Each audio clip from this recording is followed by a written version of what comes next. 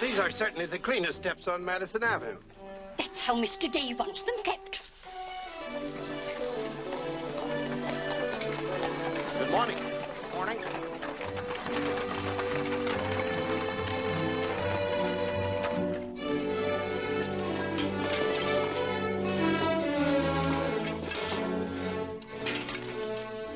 You're new here, aren't you? Just this morning. This is the way Mr. Day gets his milk. Get up.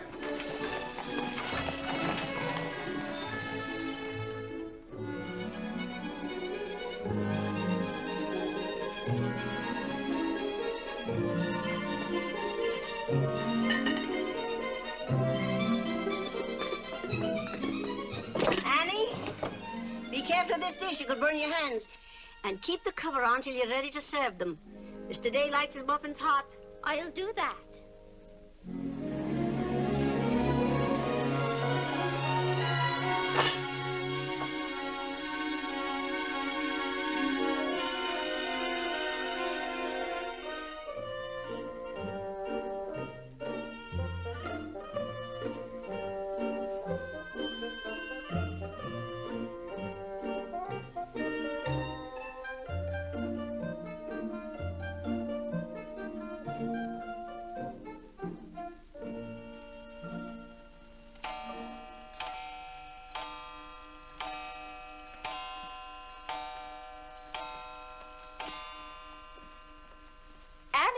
Is the table set for breakfast? Yes, ma'am. Good morning, ma'am. Good morning, Annie. How are you getting along? All right, ma'am. I hope. Now, don't be nervous just because this is your first day. Everything's going to be all right. But I do hope nothing goes wrong. Oh, no, Annie. The cream and sugar go down at this end. Oh, I thought in the center, ma'am. Everyone could reach the mace here. Mr. Day sits here. Oh, excuse me. I didn't know where to place the napkins, ma'am. You can tell by the rings. The boys have their initials. C for Clarence. He sits here. J for John. Here. W for Whitney. He sits over there, next to his father. Yes, ma'am. And the one with the little dog on it is Harlan's, of course. He's the baby. This narrow, plain one is mine. And this is Mr. Day's. It's just like mine, except that it got bent one morning. And that reminds me, Annie, always have Mr. Day's coffee piping hot. Yes, ma'am. And whenever Mr. Day speaks to you, just say yes, sir. Don't be nervous. You'll get used to him. Yes, ma'am. Oh, that beautiful rubber plant. I'm so glad it came. You mustn't water it every day. Too much moisture makes it very unhappy. Oh, good morning, Mother. I thought you were still upstairs. Good morning, Clarence. Father must be talking to himself. A redhead. Did you sleep well, Mother? Yes, thank you, dear. Golly, I'm hungry. Oh, and Annie, we always start with fruit in the morning, except the two younger boys who have their porridge and milk. Jiminy, another wreck on the New Haven. That always disturbs the stock market. Father won't like that. I do wish the New Haven would stop having wrecks if they knew how it upset your father. My soul and body, Clarence, what's happened to your coat? Oh, it ripped open again. Margaret mended it for me, but it won't stay mended. Oh, dear. Well, I'll just have to speak to your father about a new suit of clothes. Clarence, why did you take my H2S so far out of our clothes closet? I've told you 100 times that closet's not to make experiments in. Two. Good morning, Mother. John, have you been making those chemical smells again? No, Mother. I'm making an electric battery. It'll ring a bell and everything. You know your father doesn't like electricity. But, Mother, everything's going to be electricity. Not in this house. Oh, God! What's the matter, Claire? What's wrong? Where's my necktie? Which necktie? The one I gave you yesterday. It isn't pressed yet. I forgot to give it to Margaret. I told you distinctly I wanted to wear that necktie today. You've got plenty of neckties. Put on another one right away and come down to breakfast. I don't know what this world's coming to. Mother, may I have my breakfast early? I'm going to play baseball. 3. Whitney, before you leave the house, you have to study your catechism. But, Mother, they're going to let me pitch today. Good morning. Who won? The Giants, 7-3. Buck Ewing hit a home run. Let me see. Boys, don't wrinkle the paper before your father sees it. Mother, could you ask me my catechism now? I think I know it. Well, let's see. What is your name? Whitney Benjamin. Who gave you your... Come and help me down, Mother. Claire's steps to come down, Mom. Good morning, darling. Good morning, Mother. How's your finger? It itches. Good, that's a sign it's getting better. Come along. Oh. Let's see, what was I doing? Oh, yes, the catechism. Who gave you your name? My sponsors in baptism, wherein I was made a member of Christ, the child of God, and an inheritor of the kingdom of heaven. Mother, if I hadn't been baptized, wouldn't I have any name? Not in the sight of the church. What did your sponsors then for you? They did promise and vow 3 things in my name. First, that I should renounce the devil and all his works, the pomps and vanity of this wicked world, and all the sinful lusts of the flesh. And secondly, that I believe all the articles of the Christian faith. And thirdly, that I should keep God's holy will and commandments and walk in the same all the days of my... Good morning, boys. Good morning. Good morning, Morning, Father. Father. Morning, Vinny. Have a good night? Yes, thank you, Claire. Good. Sit down, boys. What's that thing doing in here? Claire, that's our new rubber plant. Place for rubber plants is on the equator. Take that object out, Catherine. You're not Catherine? No, sir. Good. Never liked Catherine anyway. Thank you, Clarence. Put it somewhere else, Annie, but not too near a window. Sit down, Harlan. Thank you, dear.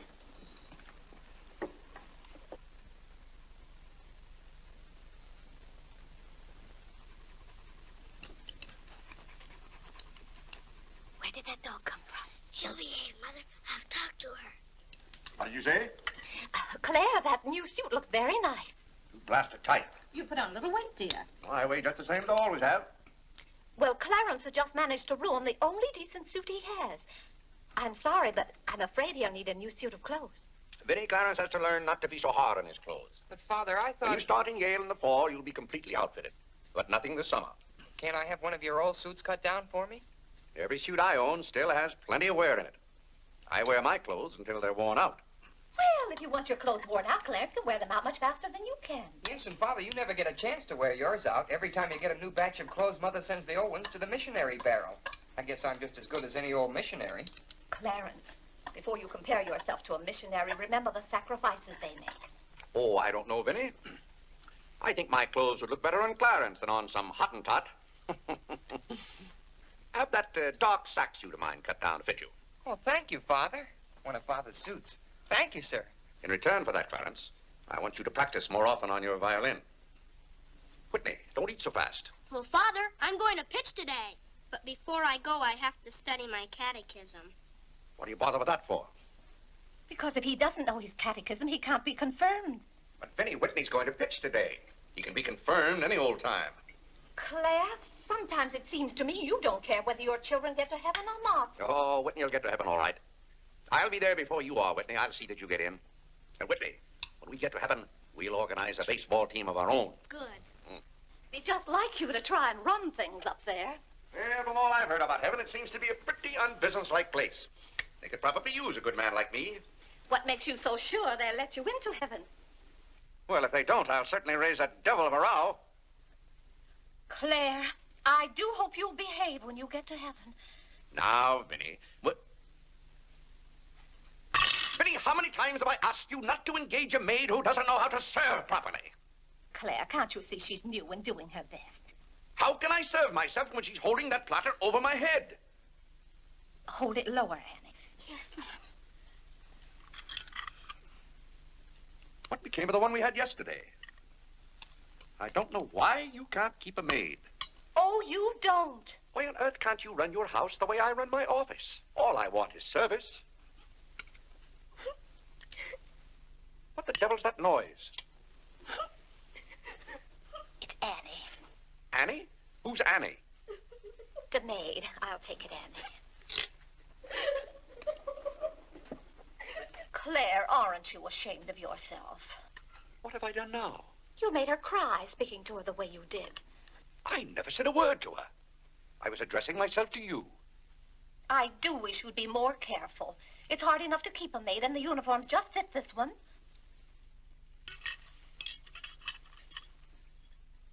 What's the matter, Claire? What's wrong?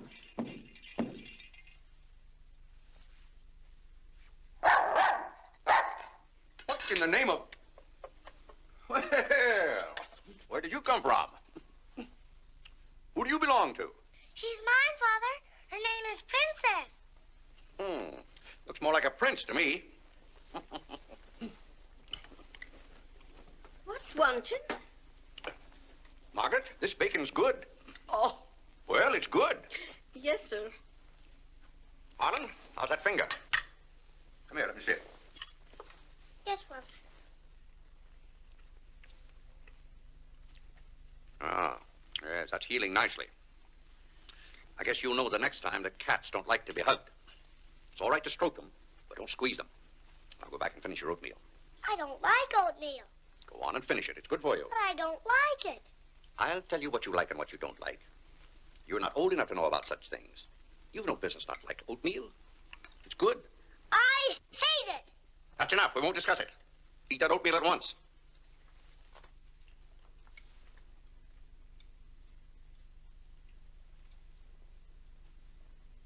Ah.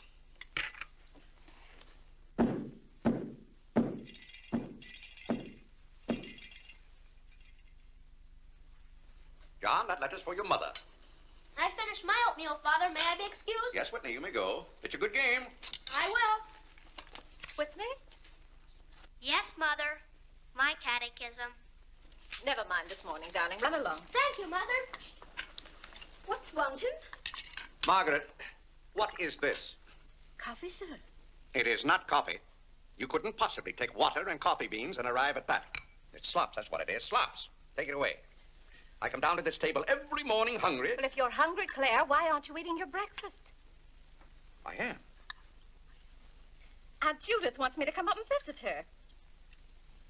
Now, Vinny, I want no more relatives in this house. We are going to live here by ourselves, in peace and comfort. Claire, I was saying Aunt Judith wants me to visit her. Oh. Eat your oatmeal, dear. Now, what on earth is this? Dear friend Day, we are assigning you the exclusive rights to Staten Island for selling the Gem Home Pop-Up of popcorn. I think that's for me, Father. Well, then why isn't it addressed to Clarence Day, Jr.? Oh, it is. I wouldn't get mixed up in popcorn, Clarence. It's too indigestible. Confound it, another wreck on the New Haven. If you please, ma'am, there's $1 due on a package.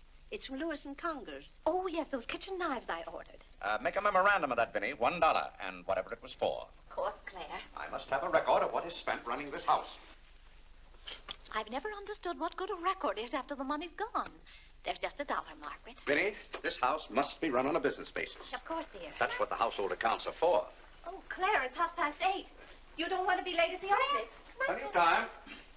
Annie, clear the table now. Yes, ma'am, I'll do that. Clarence, John, Yes, Mother?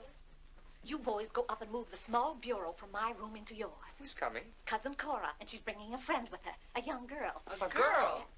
You'll have to help entertain her, Clarence. Oh, Mother, do I have to? Wait till Father finds out we've got visitors. There'll be a rumpus. John, don't criticize your father. He's very hospitable. After he gets used to the idea. I like coffee, I like tea, I like the girls, and the girls like me. Well, I don't like girls, and they don't like me. Oh, God! Go on, boys, go on. What's the matter, Claire? What's wrong? How did that get in this room? Now, Claire, how was the new maid to know? Keep that abomination out of here. All right, I'll take it. Oh, Claire, dear, I'm afraid I'm going to need some more money. You were complaining about the coffee this morning. Well, that nice French drip coffee pot is broken, and you know how it got broken. Never mind that, Vinny. As I remember, that coffee pot cost $5 and something. I'll give you $6.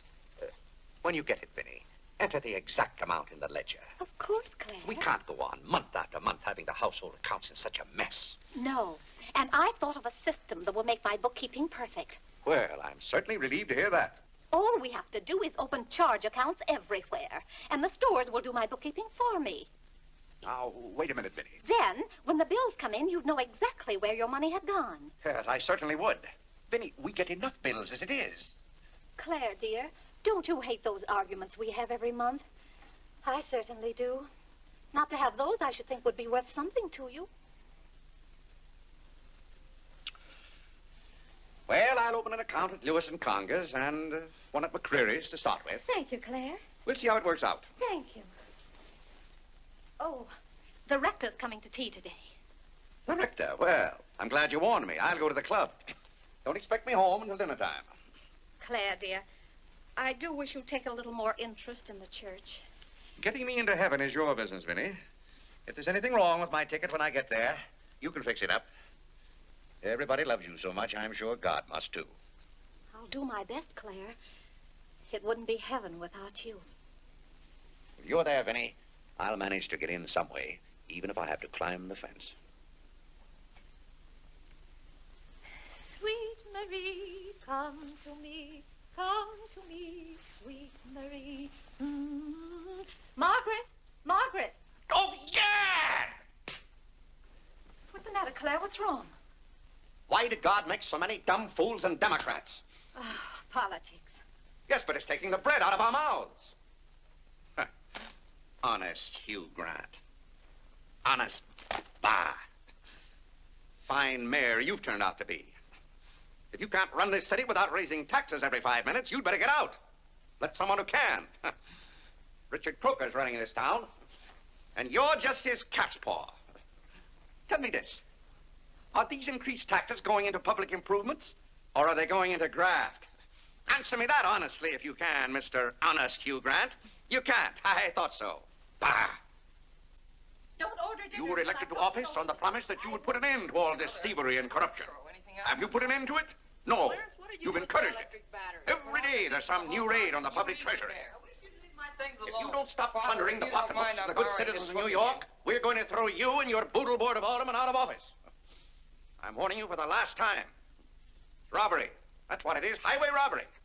Annie. If you think we're going to submit to this... Take this fresh cup of coffee into Mr. Day. Tell you, sir. But Mr. Day's Real got a estate owners visitor. in New York City are not going to tolerate these conditions any Nonsense. longer. Run along in now.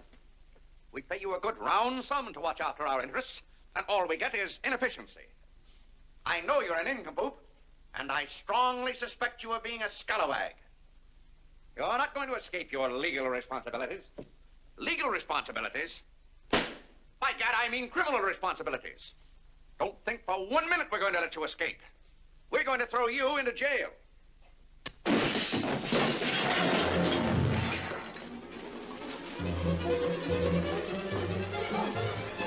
Annie, are you hurt?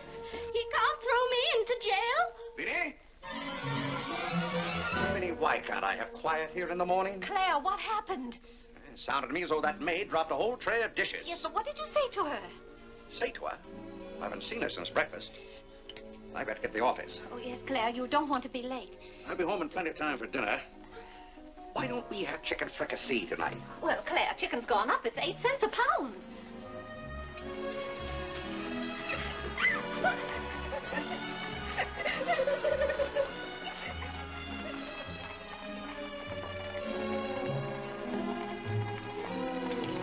Where the devil's she going, dressed up like that? Claire, you've done it again. How could you?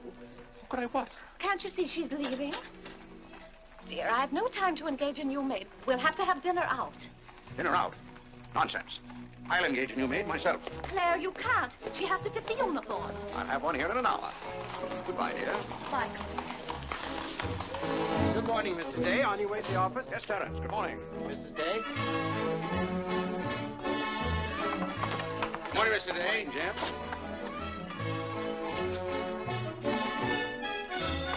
Get in.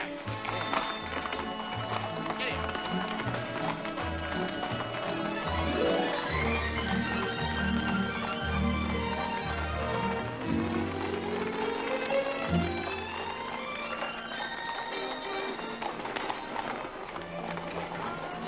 Corey, it's wonderful seeing you. Vinny, I declare you're getting younger and prettier every year. Oh, this is Mary Skinner. It's Skinner's daughter. My goodness, I never would have known you. Just leave your things out here and come right on in. I heard my father talk so much about you, Mrs. Day. Did he tell you how he used to dip my pigtails in the inkwell at school? What's the news in Pleasantville, Cora? Oh, Vinny, I have so much to tell you. We wrote you that Aunt Carrie broke her hip. Yes. That was the night that Robert Ingersoll lectured. Of course, she couldn't get there, but it was a good thing for Mr. Ingersoll she didn't. How do you do, Cousin Cora? Oh, Clarence, my. Oh, no, Cora, this is John. John, why, how you've grown. You'll be a man before your mother. John, this is Mary Skinner. How do you do? How do you do? Vinny, everybody in Pleasantville sends their love. Oh. Grandpa Ebbets, Cousin Edith, Aunt Hattie, the Taylors, oh, just everybody. Cora, how did. is Grandpa Evans? Oh, he hasn't been at all well. You know he only has one kidney, and that's floating. How do you do, Cousin Cora? I'm glad to see you. This can't be Clarence. Yes, it is. My. My goodness, every time I see you boys, you've grown another foot.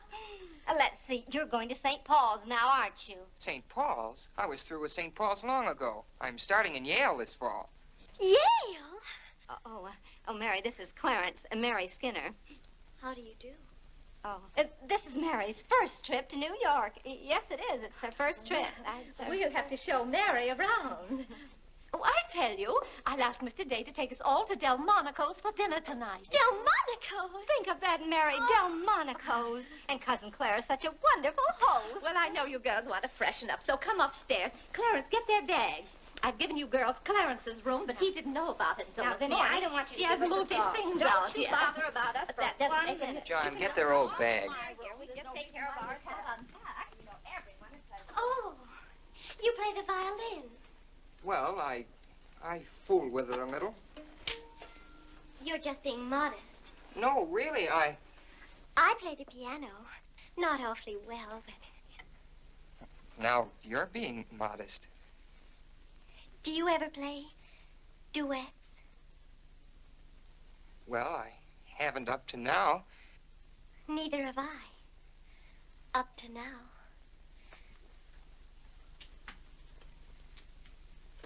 Cora didn't tell me about you. I never met a Yale man before.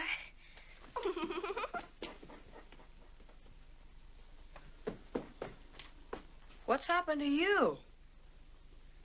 Nothing. I feel fine.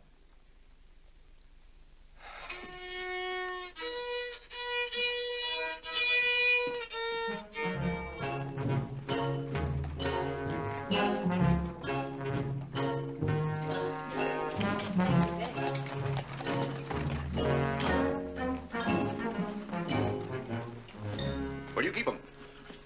Do you wish a domestic servant? Where do you keep them? I will take your name and address. Confound it, I'm late at the office now. If you will give me the details as to what kind of person you require. I'm asking you where you keep them. Why, the girls are in there, but clients are not allowed in that room. If you will tell me the kind of a position you wish to have filled, I will be very glad to...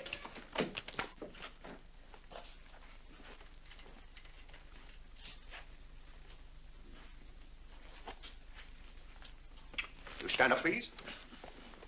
Sir, this is quite against the rules. I must know what you want the girl for. I'll take that one. What's your name? Hilda, sir. Hilda, you go right over to 420 Madison Avenue. I will, sir. That's all, thank you. Sir, before I can let any girl go from this establishment, I must know the character of the home in which she will be employed. Madam, I am the character of my home. My duty toward my neighbor is to love him as myself and to do unto all men as They should do unto me. they should do unto me. He really knows it. Well, he's done very well for so young a boy. May I go now? Yes, darling. Thank you, Dr. Lloyd. Not at all. Come on, Harlan. Wait for me. Ah, you and Mr. Day must be very proud of your children. I was hoping I'd find Mr. Day at home this afternoon. Well, he's usually home from the office by this time.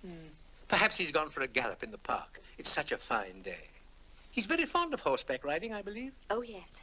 Tell me, has he ever been thrown from a horse? Oh, no. No horse would throw Mr. Day. I just thought he might have had some accident. I notice he never kneels in church. Oh, that's no accident. But I don't want you to think he doesn't pray. He does. Why, sometimes you can hear him all over the house. But he never kneels. Ah, perhaps that's Mr. Day now. I hardly think so. Oh, the devil, I forgot. Claire, you're just in time for tea. I'll send for some hot water. How are you, Dr. Lloyd? It's a great pleasure to have a visit with you, Mr. Day. Mother, Are they back yet? No, Clarence, no. Except for a brief glimpse on the Sabbath, I don't see much of you. Well, Claire, did you have a busy day at the office? Devilishly busy. Claire. A very busy day. Tired out. How a man can get tired just sitting at a desk all day, I don't know. I suppose Wall Street is just as much a mystery to you as it is to me, Dr. Lloyd. No, it's all very clear to me. My mind often goes to the businessman. The picture I'm most fond of is when I envision him at the close of the day's work. I see him pausing in his toil, and it comes over him that all those figures of profit and loss are without importance or consequence. Vanity and dust. Well, I'll be... Claire? Yes, ma'am. Delia, some more hot water, please. Yes, ma'am. Who's that? The new maid. Where's the one I sent this morning? The uniform didn't fit. I like the one I picked out better. Claire, Dr. Lloyd wants to tell us about the plans for the new edifice. The new what? The new church. You knew we were planning to build a new church. Of course, we're going to have to raise a large sum of money. Well, personally, I'm against the church hopping, skipping, and jumping all over the town. So any contribution I make will have to be a small one. The amount everyone is to subscribe has already been decided. Who decided it? After considerable thought, we voted that our supporting members should each contribute a sum equal to the cost of their pew. I paid $5,000 for my pew. Yes, Claire, that makes our contribution $5,000. That's robbery. Do you know what that pew was worth today? $3,000. That's what the last one sold for. I've taken a dead loss of $2,000 on that pew already. Frank Baggs sold me that pew when the market was at its peak. He knew when to get out. And I'm warning you, Vinny, if the market ever goes up, I'm going to unload that pew. Clarence Day, how can you speak of the temple of the Lord as though it was something to be bought and sold on Wall Street? Now, Mrs. Day, your husband is a practical man. We've had to be practical about the new church. We have all the facts and figures. Oh? What's the property worth where we are now? Oh, let's see. Is it $40,000? I know the figure has a 4 in it. What's the new piece of property going to cost you? I think the figure I heard mentioned was $85,000. Or was it $185,000? Dr. Lloyd, you preach that someday we'll all have to answer to God. We shall indeed. Well, I hope God doesn't ask you any questions with figures in them. Mrs. Day is in the living room. Thank you. It's Cousin Cora. She's passing through town. Well. Oh, hello. Hello. Hello. Thank you for helping me. Come, Mary. Oh, Vinny, what a day. We've been in every shop in town. Why, Cousin Claire. Cora! My. You're as welcome as the flowers in May. This is Mary Skinner, Mr. Day. How do you do? I've been telling Mary all about you. She's been dying to meet you. Well. Dr. Lloyd, I want you to meet my favorite cousin, Miss Cartwright. How do you do? And this is Mary Skinner. Miss Skinner, Dr. Lloyd. How do you do? How do you do? This seems to be a family reunion. I'll just run along. Goodbye, Dr. Lloyd. Goodbye, Miss Cartwright. Goodbye. Goodbye. Oh, Clarence, you haven't said how do you do to Dr. Lloyd. Goodbye, Dr. Lloyd. Goodbye, everybody. I'll go to the door with you, Dr. Thank Lloyd. you, and thank you so much for the tea. Those muffins were delicious. And Who did you say this pretty little girl is? She said Skinner's daughter. This is Mary's first trip to New York. Oh, sit down, sit down. Have some tea. We had tea downtown. Oh, never mind then. Delia. Delia, sit down, sit down. Even if you have had tea, you can stay and visit for a while. As a matter of fact, why don't you both stay to dinner? That's all arranged, Claire. Cora and Mary are going to have dinner with us. Fine, fine. Of course, you'll just have to take potluck. Well, I'd hardly call it pot. Claire, did you know the girls are going to visit Aunt Judith in Springfield for a whole month? Fine. Now, how long are you going to be in New York, Cora? All week. Splendid. We'd hope to see something of you. Well, you certainly will. Cora, did you find anything you wanted in the shop? Oh, I can't wait to show you. Oh, but I'm afraid some of these packages can't be opened in front of Cousin Claire. Shall I leave the room?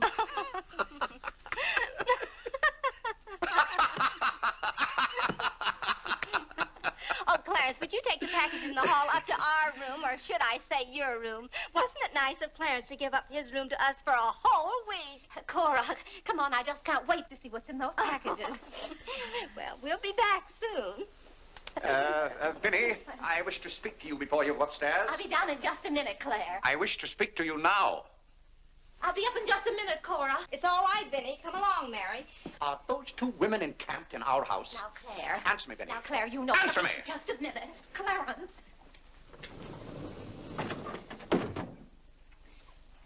Now, Claire, you know you've always been fond of Cora. What has that to do with her planking herself down in my house and bringing hordes of strangers with her? How can you call that sweet little girl a horde of strangers? Why don't they go to a hotel? New York is full of hotels built for the express purpose of housing such nuisances. Claire, two girls alone in a hotel? Why, who knows what might happen to them? All right, then put them on the first train. They want to roam with the gypsies? Lend them a hand. Keep them roaming. But, Claire, they're just staying in that little room of Clarence's. The trouble is they don't stay there. They stay in the bathroom. Every time I want to take my bath, it's full of giggling females, washing their hair. I tell you, I won't have it. Send them to a hotel. I'll pay the bill gladly, but get them out of here. Father, I'm afraid they can hear you upstairs. Then keep those doors closed. Clarence, you open those doors. Open them all the way. Now, Claire, you be quiet and behave yourself. They're here, and they're going to stay here. That's enough, Vinny. I want no more of this argument.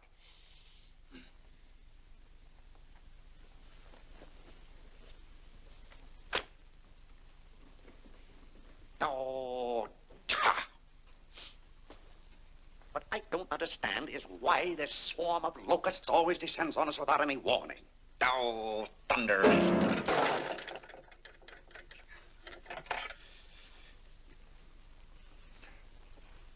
Vinny. Dear Vinny.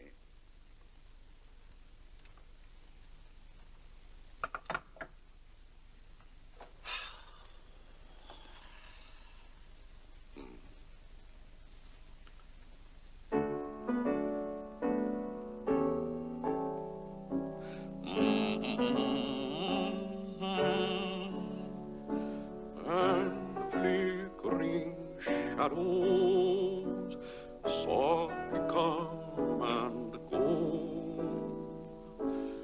Oh, my heart, be weary.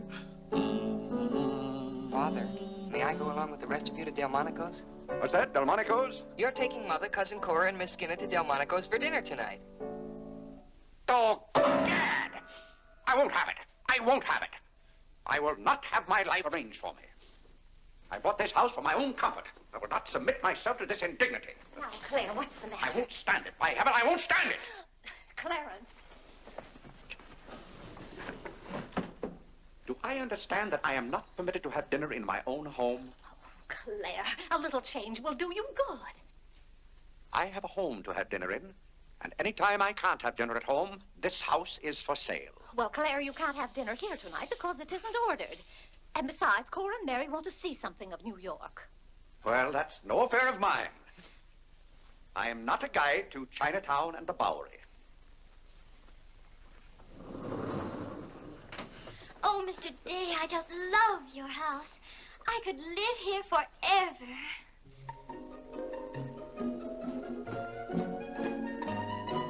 Cora's waiting for you, Mrs. Day. Oh, yes, I'll run right up.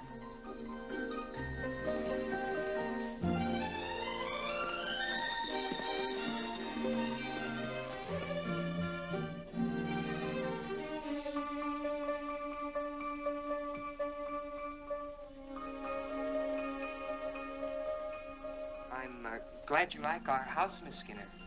I like it very much, Mr. Day. Praise from a stranger is approbation indeed. At home, our living room is green. I like green.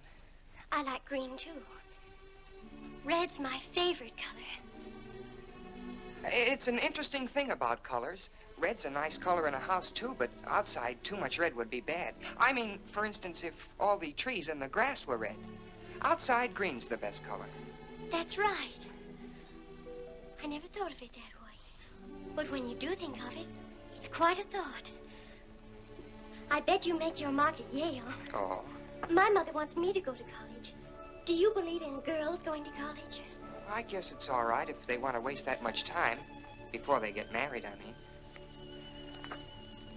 I'm glad you're fond of music, Mr. Day. Oh, hello. Look, a new youth companion. John enjoys the youth's companion.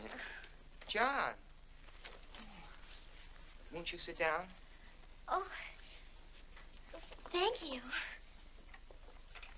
It tells all about connecting batteries in series. John, Miss Skinner and I were talking. Oh, that's all right. You won't bother me. Jiminy, there's where I made my mistake. I didn't mix enough blue vitriol with it.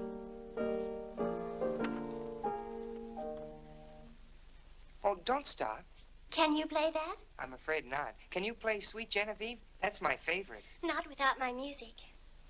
Hymns are nice, don't you think? I like this one.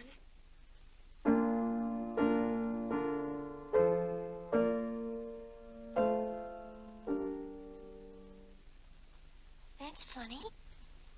The words are the same, but it's the wrong tune. Oh, it can't be the wrong tune. We sing it exactly that way in church.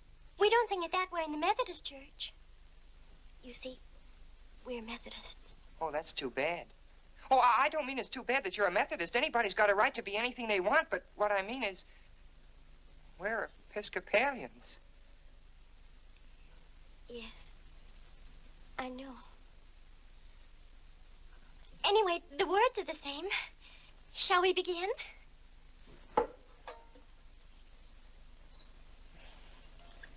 Now.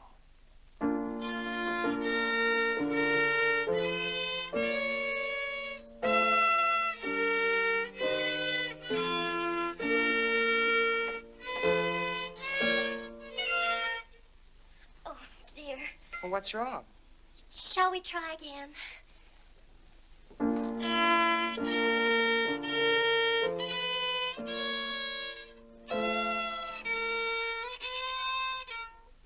It must be my fault. Oh, no, it's my fault. No, you're the Episcopalian.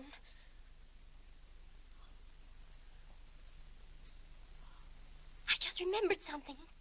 My father was an Episcopalian. He was baptized an Episcopalian. He was an Episcopalian right up to the time he married my mother. She was the Methodist. Oh. Oh, well, let's try it again then.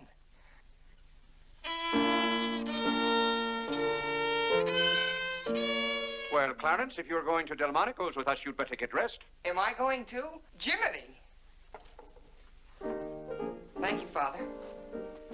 Be ready in just a minute, Mother.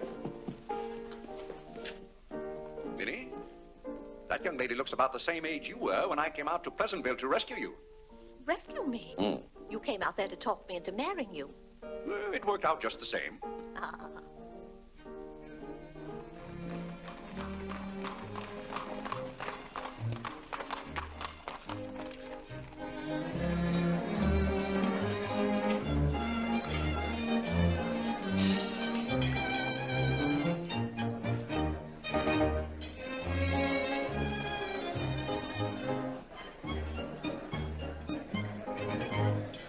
L'addition, François. Oui, monsieur, tout de suite. Louis, l'addition pour monsieur Day. Oui, monsieur. Alors, vite, vite, tout de suite. Alors, vite, vite, vite. Cette sauce diable était délicieuse. Merci, monsieur. Je suis content que monsieur soit satisfait. Merci, monsieur. Bon. France. Oui. No cooking like the French. Claire, it was so nice of you to invite Cora and Mary here their first night. It's been a pleasure. Mr. Day, have you always been an Episcopalian? I've always gone to the Episcopal Church, yes. But you weren't baptized a Methodist or anything, were you? You were baptized an Episcopalian? Come to think of it, I don't believe I was ever baptized at all. Claire, that's not very funny, joking about a subject like that. I'm not joking. I remember now, I never was baptized. Claire, that's ridiculous. Everybody's baptized. What? I'm not. No one would keep a little baby from being baptized. You know, father or mother, rethink us, both of them. They felt their children should decide those things for themselves. But Claire... I remember when I was 10 or 12 years old, Mother said I ought to give some thought to it, but I never got around to having it done to me. Claire, do you know what you're saying? Yes, I'm saying I've never been baptized. Then something's got to be done about it right away. Now, Fiddy, don't get excited over nothing. Why haven't you ever told me? Well, what difference does it make? I've never heard of anyone who wasn't baptized. Even the savages in darkest Africa. Well, it's all right for savages and children. But if an oversight was made in my case, it's too late to correct it now.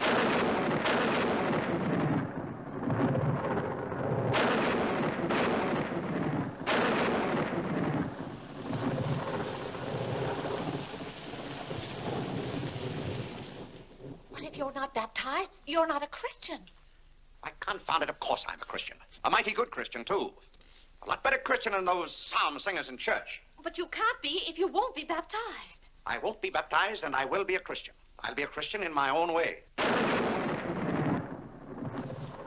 Claire, don't you want to meet us all in heaven? Of course. And I'm going to. But you can't go to heaven if you're not baptized. Ah, that's a lot of falderall. Clarence Day, don't you blaspheme like that. You're coming to church with me before you go to the office in the morning and be baptized then and there. Vinny, don't be ridiculous. If you think I'm going to stand there and let Dr. Lloyd splash water on me at my age, you're mistaken. No, I'm sleepy. Good night, Vinny.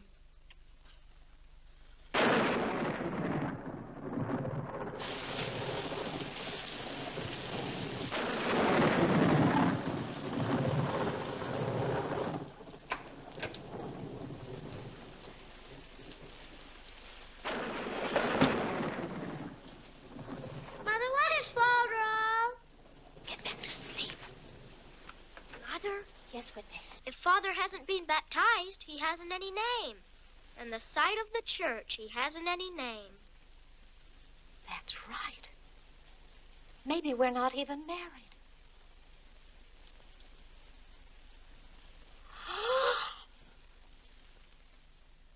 We, thine unworthy servants, do give thee most humble and hearty thanks for all thy goodness and loving kindness to us and to all men. We bless thee for our creation, preservation, and all the blessings of this life. But above all, for thine inestimable love in the redemption of the world by our Lord Jesus Christ. For the means of grace, for the hope of glory. And we beseech thee, give us that due sense of all thy mercies, that our hearts may be unfeignedly thankful, and that we show forth to kneel. Not only with our lips, Tell Clarence to kneel. by giving up ourselves to thy Tell service, Clarence to kneel. and by walking before thee in holiness and Mother says kneel. all our days. Through Jesus Christ our Lord, to whom He says he can. with thee He says and the he Holy can. Ghost be all honor and glory, world without end. Amen. The grace of our Lord Jesus Christ, and the love of God, and the fellowship of the Holy Ghost be with us all evermore. Amen. Amen.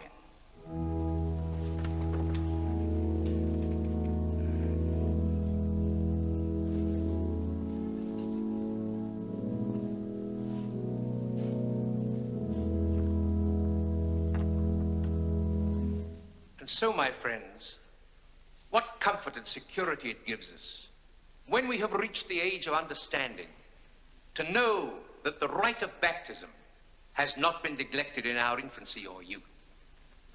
Can you imagine any man who has reached maturity with the knowledge that he had never been baptized, failing to hasten to the holy font that his soul might be saved? As it says in the baptismal office, except a man be born of water and of the Spirit, he cannot enter into the kingdom of God. He that believeth and is baptized shall be saved, but he that believeth not shall be damned. What's that fellow up to? He can't be. Which also showeth us the great benefit we reap thereby. Tell Father. Shh. He that is baptized Tell Father. showeth great benefit, Tell Father. but he that believeth Tell not Father. Shh. cannot enter into the kingdom of God. Father says. Shh. For the promise is to you and to your children. Doubt ye not, therefore, but earnestly believe.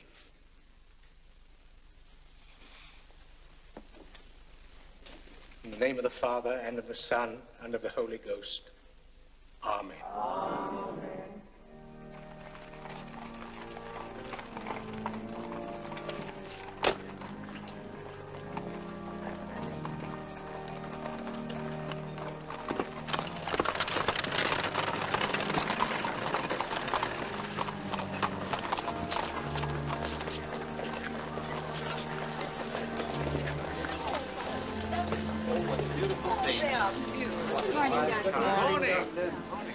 This is William Tyler Wickersham. And this is Wilhelmina Eugenia Wickersham. What a lovely day for them to be baptized. The happiest day of my life. Sure it is. Lovely. Thank you, Mrs. Dale.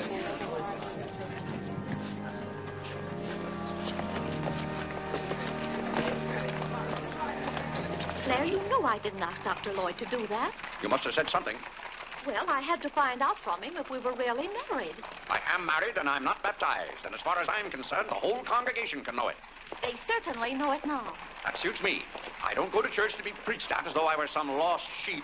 Claire, you don't seem to understand what the church is for. Minnie, if there's one place the church should leave alone, it's a man's soul.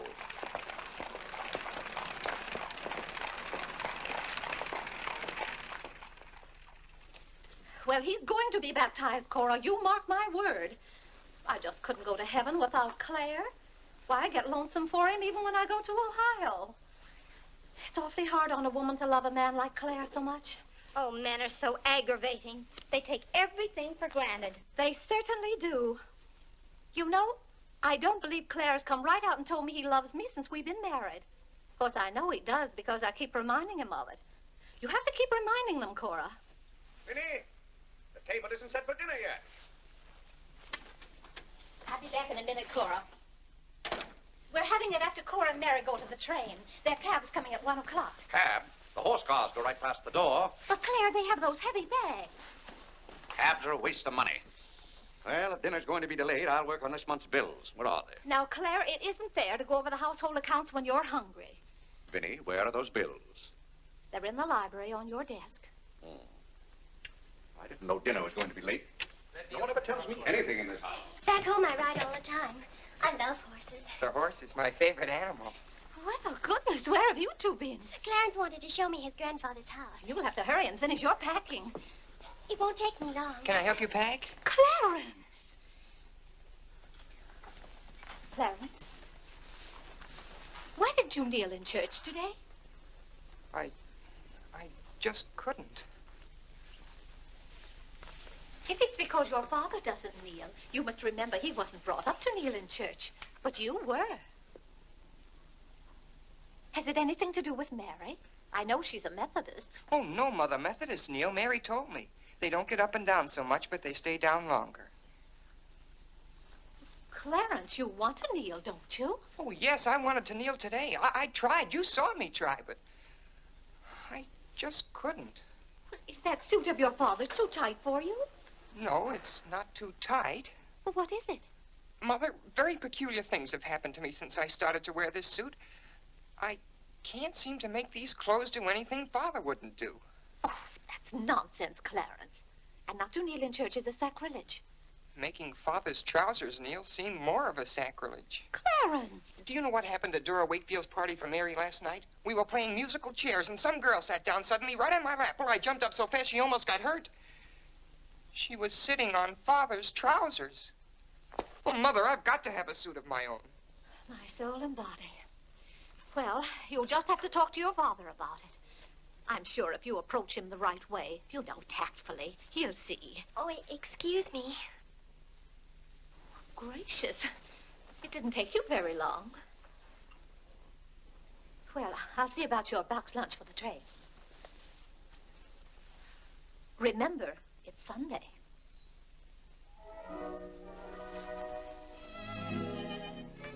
I was hoping we could have a few minutes together before you left.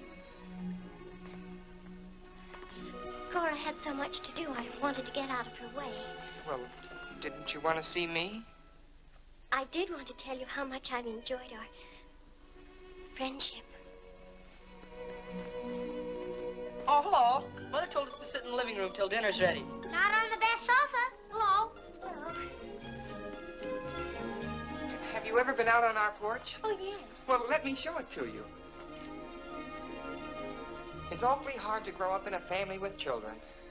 My, I've never known a week to pass so quickly. Why, Yes? Yes? You're going to write me when you get to Springfield, aren't you? Of course. If you write me first. But you'll have something to write about, your trip and Aunt Judith and how things are in Springfield. You write me as soon as you get there. Maybe I'll be too busy. Maybe I won't have time. Well, you find the time. Let's not have any nonsense about that. You'll write me first and you'll do it right away the first day. How do you know I'll take orders from you? Well, I'll show you. Give me your hand. Why should I? Give me your hand, confound it. What do you want with my hand? I just wanted it. What are you thinking about? I was just thinking. About what? I was hoping you'd write me first, because that would mean you liked me. Well, what's my writing first got to do with liking you? You do like me then. Of course I do. I like you better than any girl I ever met. But you don't like me well enough to write first. Well, I don't see how one thing's got anything to do with the other. But a girl can't write first because she's a girl. Well, that's nonsense. If a girl has something to write about and a fellow hasn't, there's no reason why she shouldn't write first. You know, the first few days I was here, you'd do anything for me. And then you changed. You used to be a lot of fun. Then all of a sudden you turned into an old sober sides. Why, you even dressed like an old sober sides. What's the matter? I just happened to remember something. What? Oh, I know. It's because this is the last time we'll be together. Mary, please. But, Clarence, we'll see each other in a month when I come back.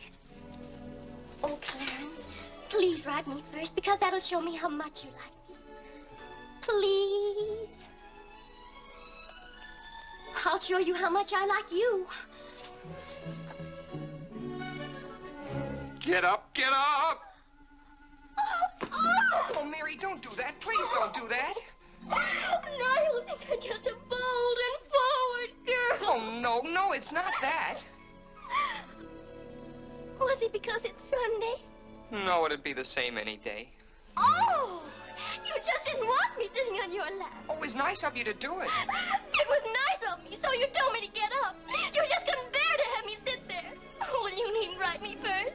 You needn't write me any letters at all. Because I'll tear them up without opening them. I never want to see you again. Oh, Mary, listen to me. Mary, please. Oh, Mary.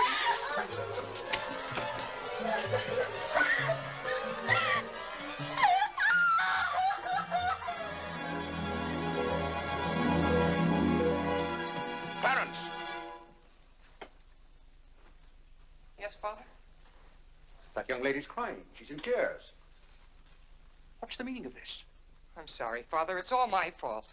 Nonsense. What's that girl trying to do to you? Oh, no, she wasn't. It was... Well, whatever the quarrel was about, Clarence, I'm glad you held your own. Father, I have to have a new suit of clothes. You've got to give me the money for it. Young man, do you realize that you're addressing your father? I'm sorry, Father. I apologize. But you don't know how important this is to me. A new suit of clothes is so important. Oh, why should... Clarence, has your need for a new suit of clothes anything to do with that young lady? Yes, Father. Why, Clarence. Why, this comes as quite a shock to me. What does, Father? You're being so grown up. Still, I might have known if you were going to college this fall. Yes, you're at the age when you'll be meeting girls. Clarence, there are things about women that I think you ought to know. Sit down.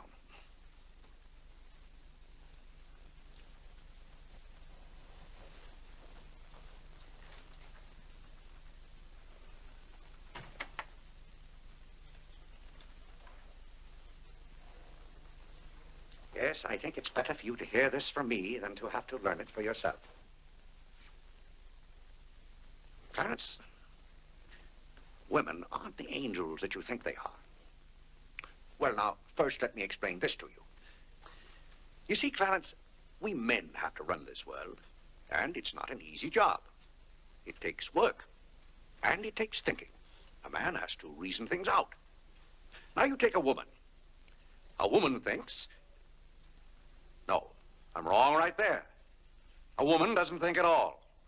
She gets stirred up. And she gets stirred up over the most confounded things. Now, I love my wife just as much as any man, but that doesn't mean that I should stand for a lot of folderol. By gad, I won't stand for it. Stand for what, Father? That's the one thing I shall not submit myself to. Clarence, if a man thinks a certain thing is wrong, he shouldn't do it. If he thinks it's right, he should do it. Now, that has nothing to do with whether he loves his wife or not. Who says it has, Father? They do. Who, sir? Women. They get stirred up. And then they try to get you stirred up, too. But don't you let them do it, Clarence. Don't you let them do it. Now, if you can keep reason and logic in the argument, well, a man can hold his own, of course. But if they can switch you, pretty soon the argument's about whether you love them or not. I swear I don't know how they do it. But don't you let them, Clarence. Don't you let them. I see what you mean so far, Father. If you don't watch yourself, love can make you do a lot of things you don't want to do. Exactly. But if you do watch out and know just how to handle women, then you'll be all right. All a man has to do is be firm. You know how sometimes I have to be firm with your mother.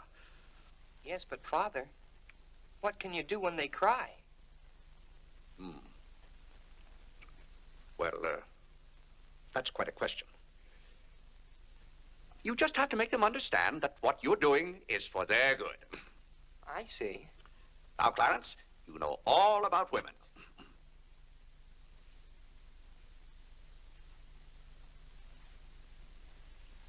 But, Father... Yes, Clarence? I thought you were going to tell me about... About what? About women. Clarence, there are some things gentlemen don't discuss. I've told you all you need to know. The thing for you to remember is be firm.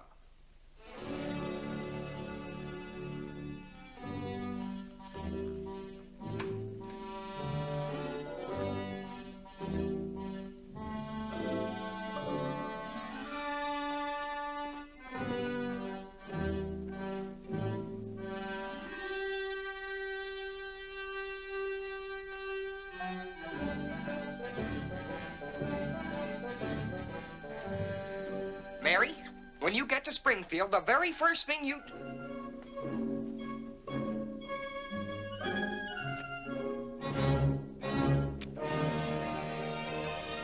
Oh, God! What's the matter, Claire? What's wrong? Sit down, Vinny. Oh, Claire, Cora and Mary are leaving any moment Sit down. now.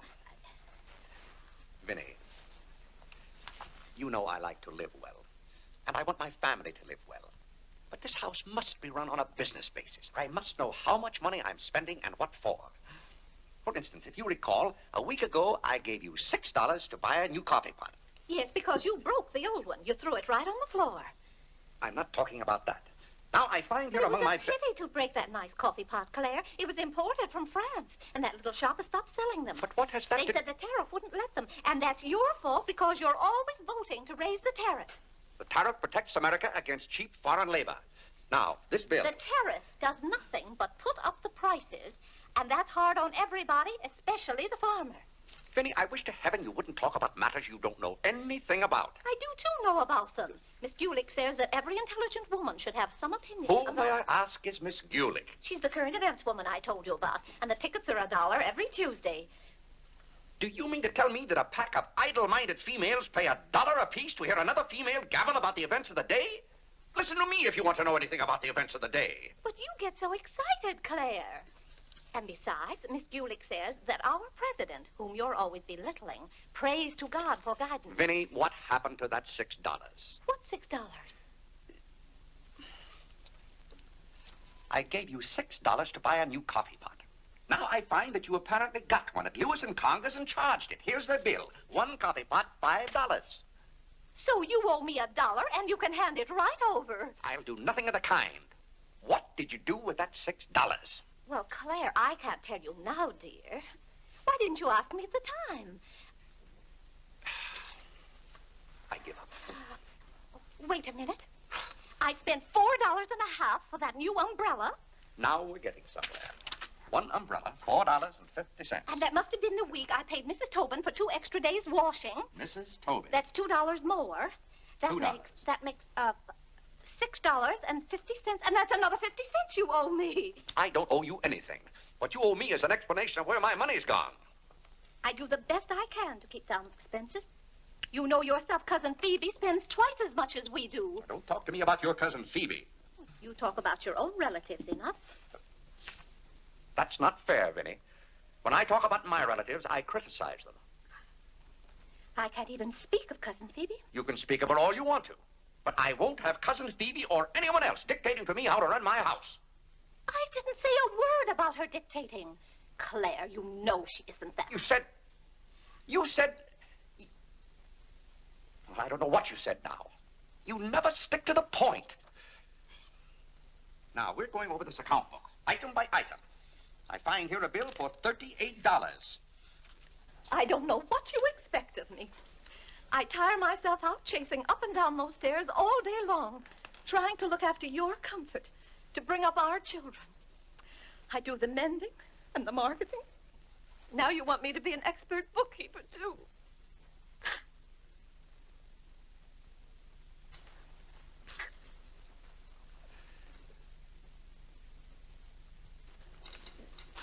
Vinny, I want to be reasonable, but can't you understand? I'm doing all this for your own good. Oh. Well, I suppose I'll have to go ahead just paying the bills and hoping I've got enough money in the bank to meet them. But it's all very discouraging. I'll try to do better, Claire. Well, that's all I'm asking. Well, I'll make out the checks and sign them. But maybe I haven't any right to sign those checks since in the sight of the Lord I haven't any name. That's right. Claire, to make those checks good, you'll have to be baptized right away. Vinny, the bank doesn't care whether I've been baptized or not. Well, I care. And no matter what Dr. Lloyd said, I'm not sure we're really married. Vinny, we have 4 children. If we're not married now, we never will be. Claire, Dr. Lloyd said this morning. Well, that's all, Vinny. Hadn't you better go tell Whitney to watch for the cab? Not before you give me that $1.50. What $1.50? The $1.50 you owe me. I don't owe you any $1.50.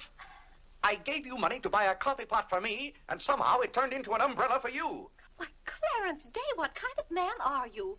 Quibbling about $1.50 when your immortal soul is in danger. And what's more, All right.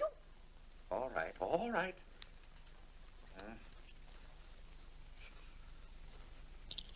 Thank you, Claire. Now the accounts are all straight again.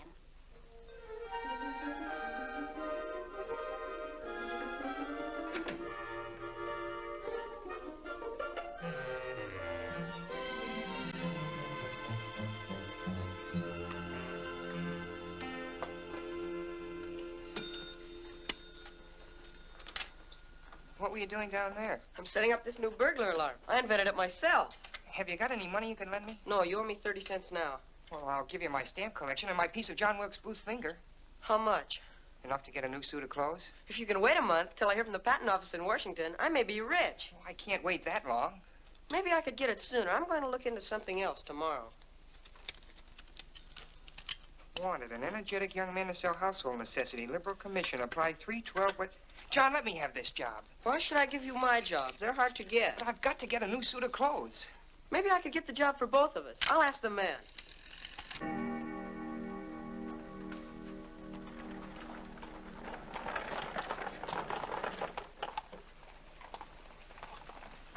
The cab's here, Father. Oh, thank you, Whitney. Vinny, Cora, the cab's here. John, go up and get their bags. Yes, sir. Here's the lunch for the train, sir. Take it out to the cab. Who's that one? It's Ellen. Delia left yesterday. I don't know where your mother finds them. Now, Vinny, don't you let Clara worry about us. We have plenty of time. Take the bags right on out, John. Yes, sir. Well, goodbye, Clarence. It was so nice to see you Goodbye, again. Cousin Cora. Goodbye, Whitney. Now, you be a good boy. Goodbye, Cousin Cora. Goodbye, Harlan. Goodbye. Keep out of mischief. Come along, everybody. Don't keep the cab waiting. Cabs cost money. If there's one thing Mr. Day can't stand, it's to keep a cab waiting. Any waiting to do, there's a waiting room at the Grand Central Depot just for that. Mary, aren't you even going to shake hands with me? I don't think I'd better. You may remember that when I get too close to you, you feel contaminated. Mary, you're going to write to me, aren't you? Are you going to write first? No, Mary. There are times when a man must be firm. Mary, Mother says you better hurry out before Father starts yelling. It's Sunday. Goodbye, John. I'm very happy to have made your acquaintance. Thank you. May I help you? No, thank you. Take care of yourself. Goodbye, Mr. Day. Goodbye, Mary. Goodbye, Mrs. Day. I've had a wonderful Goodbye, time. Mary. Bye-bye. Goodbye. Goodbye, Cousin Claire. Goodbye, Cora. Goodbye, Cora.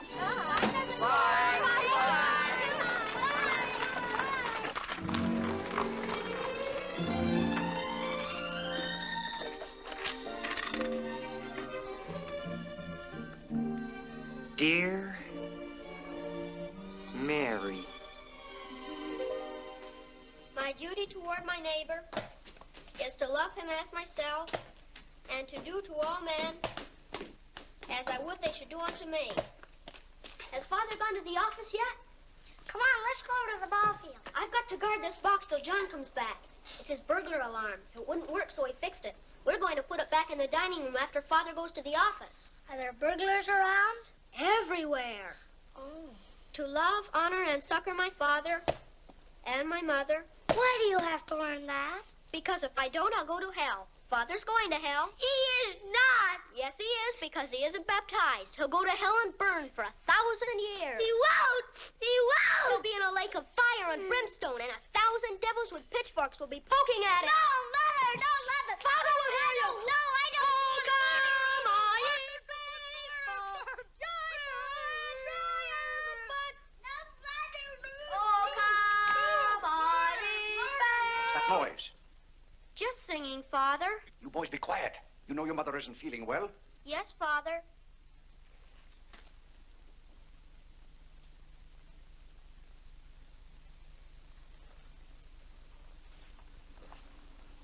What did your mother say? She says she doesn't want any breakfast. Now, why does your mother do that to me? She knows it just upsets my day when she doesn't come down to breakfast. A special delivery, sir. Thank you. Thank you. Where's John this morning? Well, John had his breakfast early, Father, and went out to see about something.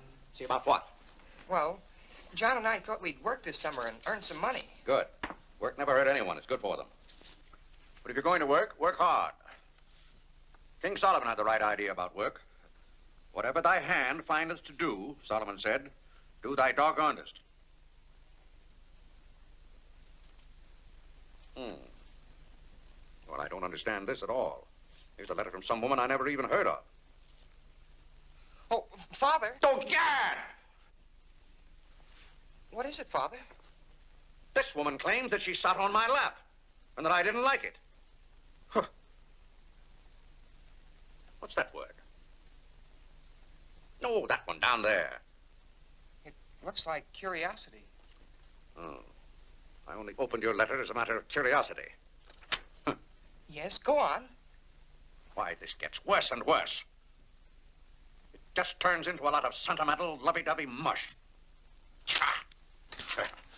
This is someone's idea of a practical joke. What's the matter, Claire? What's wrong? Nothing wrong. Just a fool letter. How are you feeling, Vinny? I thought you needed me. If you don't, I'll go back to bed. Oh, no. Come sit down and get some food in you. Do you good. Build up your strength. Yeah, here, sit down. Here, what's this one's name? Nora. Nora, get Mrs. Day some bacon and eggs. No, Nora. Bring me a cup of tea up to my room. Yes, ma'am. Oh, Vinny, it's just weak to give in to an ailment. I notice when you have a headache, you yell and groan and swear enough. Well, that's to prove to the headache that I'm stronger than it is. I think I've caught some kind of germ. Some of my friends have had to send for the doctor. The doctor? Oh, poppycock.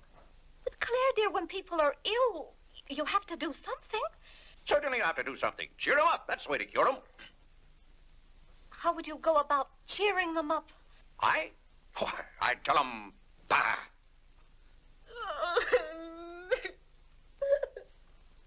What have I done now? Oh, Claire, hush up.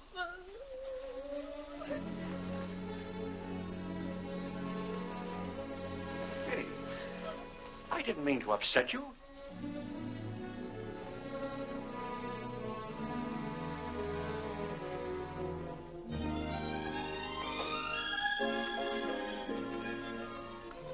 Dear Clarence.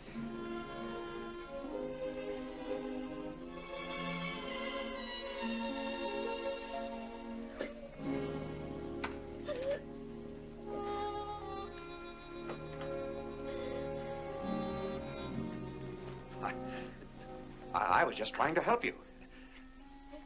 You know, when you take your bed, I have a confounded lonely time around here.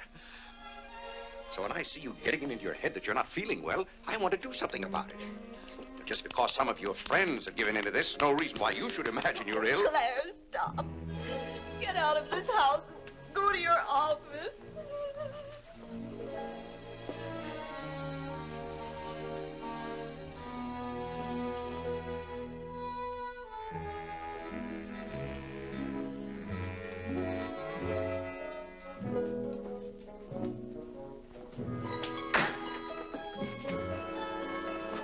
Did you get the job? Yes, for both of us. Look, I've got it with me. What is it? Medicine. Medicine? You took a job for us to go out and sell medicine? But it's wonderful medicine. Look what it cures. A sovereign cure for colds, coughs, catarrh, asthma, quinsy, and sore throat. Poor digestion, summer complaint, colic, dyspepsia, heartburn, and shortness of breath. Lumbago, rheumatism, heart disease, giddiness, and women's complaints. Nervous prostration, St. Vitus dance, jaundice, la grippe, proud flesh, pink eye, seasickness, and pimples. It's made from a secret formula known only to Dr. Bartlett. We get 25 cents commission on every bottle we sell, and he's giving us the territory of all Manhattan Island. Well, lots of fathers and mothers' friends have some of those diseases. Let's start out by calling on them. Yes. Oh, what if they ask us if we use it at our house? Oh, yes, it would be better if we could say we did. Excuse me? Oh, is that the tea for Mrs. Day? Yes. Well, I'll take it up to her. Oh, thank you. Right away now, while it's hot.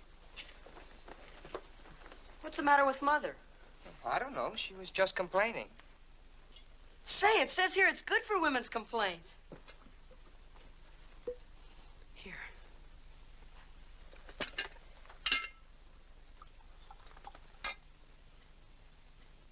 Yes, sir. Chesapeake and Ohio, an 8.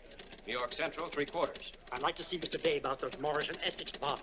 Today's very busy this morning. You'll have to wait.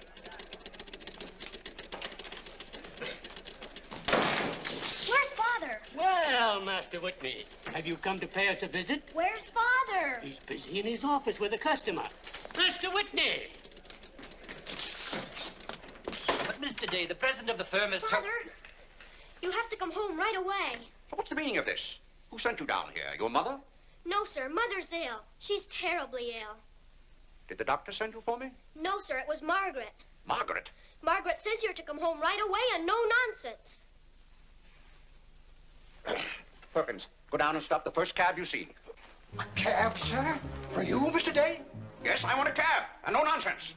Yes, sir. I'm sorry, Mr. Hopkins.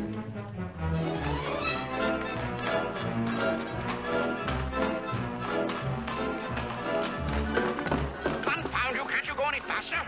All right. Get up. Get up there, do you hear me? Get up!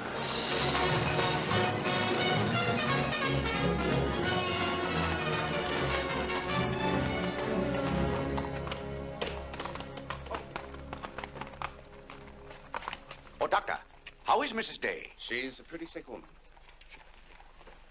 Oh, what's wrong with her? Well, do you know or don't you? What did Mrs. Day have for breakfast this morning? Not a thing. I tried to get her to eat something, and she wouldn't. I can't understand it. Understand what? These violent attacks of nausea. It's almost as though she were poisoned. Poison? Let me take your cab. I'll try not to be gone more than 10 or 15 minutes. And, Mr. Day, you're not to go into a room. You'd better get her well. Right away, or you'll hear from me. Turn west on 47th Street. Yes, yes.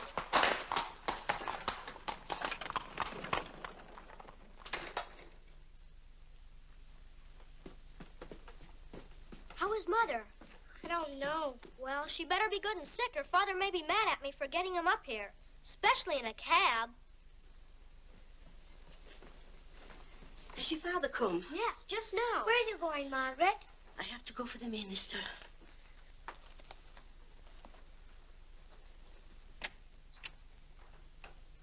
I guess the minister's coming to baptize Father, so I won't have to go to hell. You can't be baptized in a house. You've got to have water. We have lots of water. Not the right kind.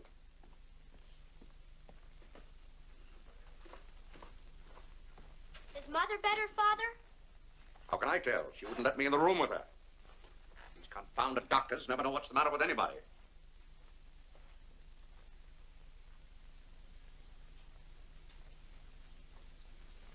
Father, Yes?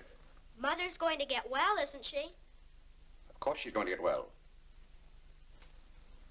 Father, may we come in? It's lonesome without Mother. Yes, it is, Harlan. It's lonesome. Come in, boys.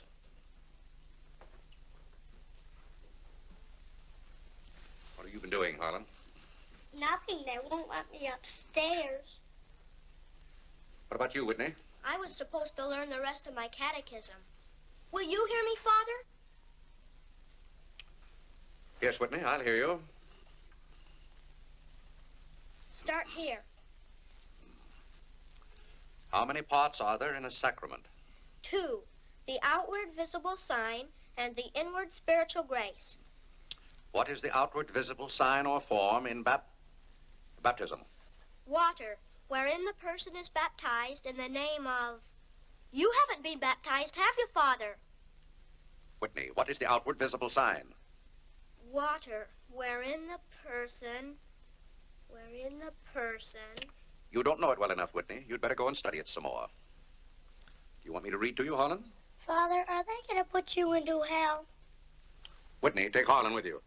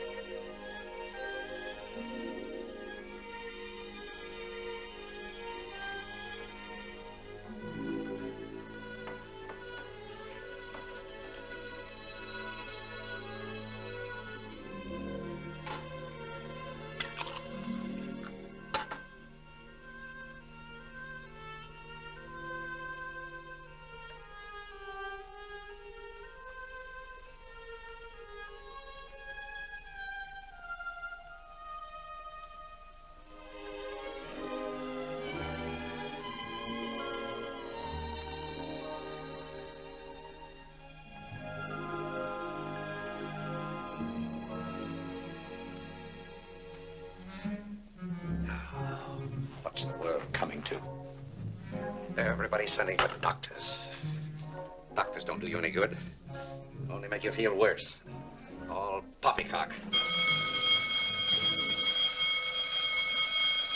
Who's ringing that bell?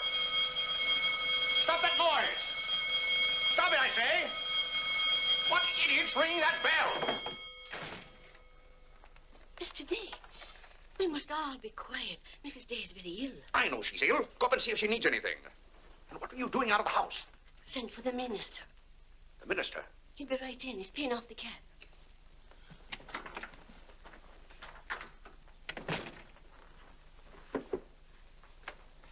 I was deeply shocked to learn the serious nature of Mrs. Day's illness. Will you take me up to her?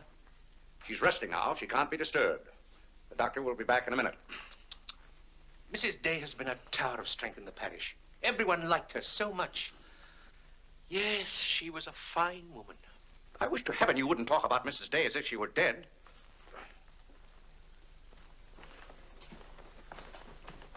Is the doctor back yet?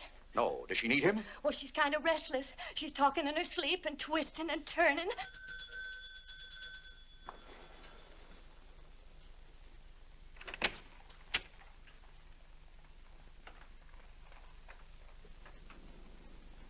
Well, Doctor, it seems to me that was a pretty long 10 minutes. See here, Mr. Day, if I'm to handle this case... How can you handle it if you're out of the house? Who is this? It's Dr. Summers. How do you do? I felt that Mrs. Day's condition warranted my getting Dr. Summers here as soon as possible for consultation. I hope that meets with your approval. Yes, of course. Anything that can be done. Upstairs, Doctor. Pardon me.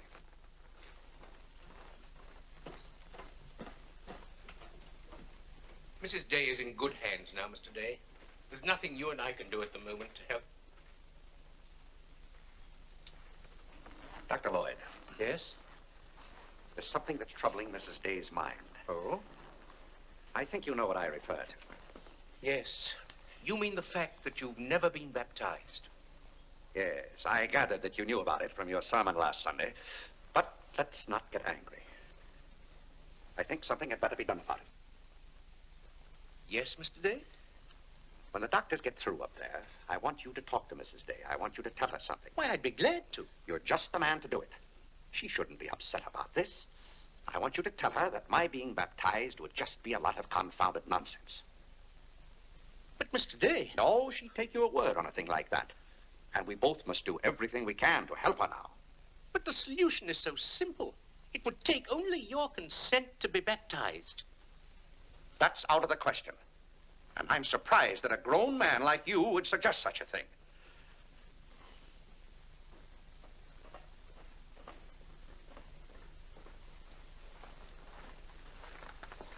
Well, Doctor, how is she? What have you decided? Is there a room we could use for our consultation? Well, yes, my library. Doctor. Well, Dr. Summers, this isn't serious, is it? After we've had our consultation, we'll talk to you, Mr. Day. But surely you Rest assured, Dr. Summers will do everything that is humanly possible. We'll try not to be long.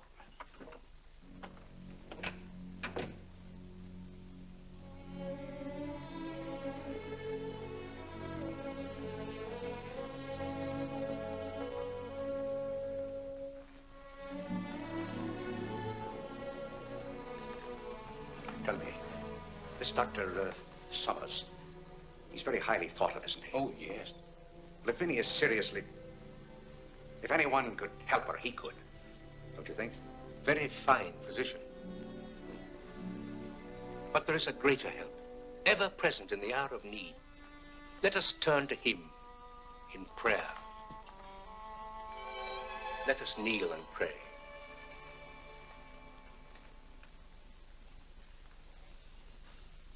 Let us kneel and pray.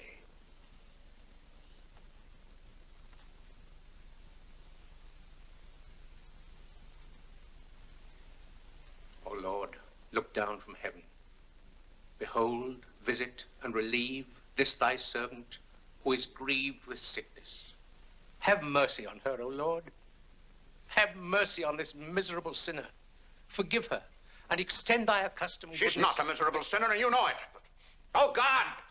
You know Vinnie is not a miserable sinner. She's a fine woman. She shouldn't be made to suffer. It's got to stop, I tell you. It's got to stop. Have mercy, I say. Have mercy, I tell you. What's the matter, Claire? What's wrong? Vinnie. Vinnie, what are you doing down here? You shouldn't be out of bed. You get right back upstairs. I heard you call. Do you need me? Vinnie, I know now how much I need you. Get well, Vinnie. I'll be baptized. I promise. I'll be baptized. You will? I'll do anything. Oh, Claire. We'll go to Europe, just we two. You won't have to worry about the children or the household accounts. Or... Vinny.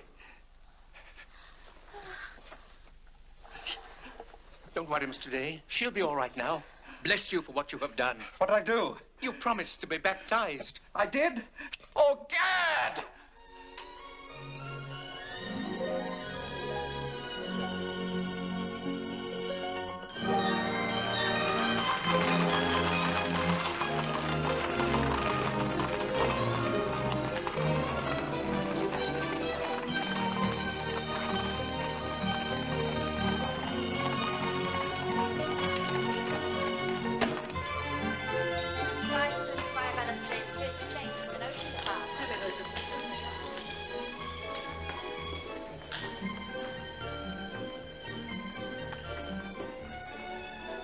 Isn't it drafty here, Mother? Shall I get your coat, Mother? The No, doctor said thank you you. mustn't take cold. I'm quite comfortable, thank you. Come on now, let's stay together. Holland, don't you get lost again. Aren't the hats lovely this year? Ostrich feathers. You wouldn't wear that hat, would you, Mother? I think that's very pretty. I think they're all pretty. Oh, I do need some pink silk thread. Oh, isn't this applique beautiful?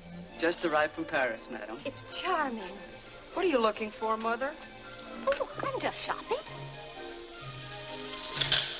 I think I'll just take a plain one. But this is the very latest. We've only had them in a few days. Remember, Mother, this is your first day out. You mustn't get too tired. No, I'm saving myself, dear. I have to. Cousin Cora's coming tomorrow. She is? Does Father know about it? Not yet. Is Mary coming too? Yes, dear. Harlan, don't touch things.